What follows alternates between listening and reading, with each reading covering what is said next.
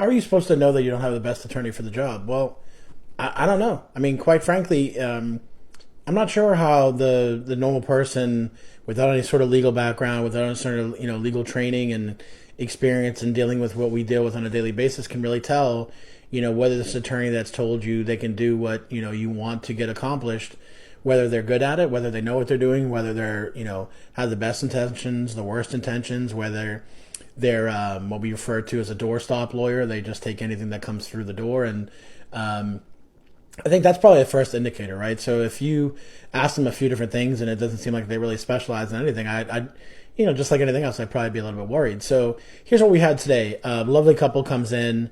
In my mind, honestly, they're very self-deprecating, and we haven't quite arrived yet. But by all estimations, I mean, I think they've done an incredible job at a very young age of acquiring a significant amount of properties. 16 rental properties they had.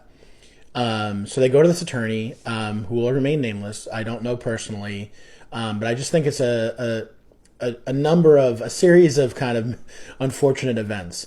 The attorney says he's going to set up a holding structure, somewhat asset protection, I guess. I don't think that he holds himself out as an asset protection attorney, but at least I hope he doesn't. Sets up a few LLCs, doesn't really tell them exactly the way they are set up. The best part of any client interaction I've ever heard about another attorney is they start asking him about operating agreements for the operational documents for your LLCs, right? So not legally required, but for sure required if you are going to have any sort of asset protection being shown as a fully functional operational LLC that's doing business like a real company. Requires operating documents. Pretty simple, should be pretty straightforward.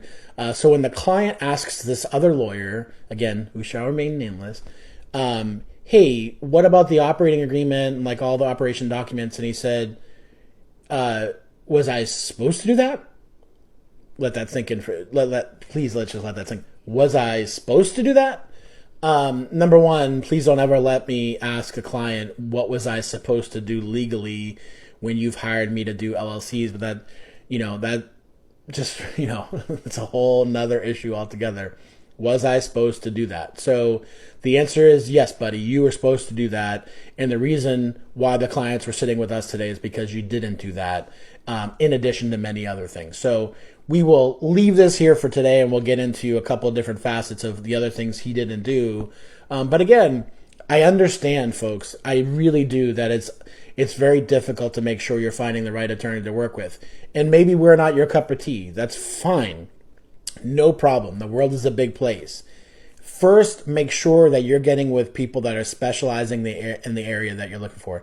Second, make sure you're comfortable with them. There's no reason in this day and age why you should have to put up with, not feeling comfortable or put off, this kind of, this holier than thou kind of attitude. Make sure you feel comfortable with your professional service providers, including lawyers.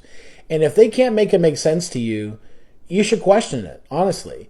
Now, there's certainly a value that we add. We went to law school, we learned all this stuff, but at the end of the day, you have to understand what's going on and make sure you're really getting to the bottom of it, of why they're doing what they're doing, how it protects you, and how are you better after working with them than when you walked in. And that's the most important point.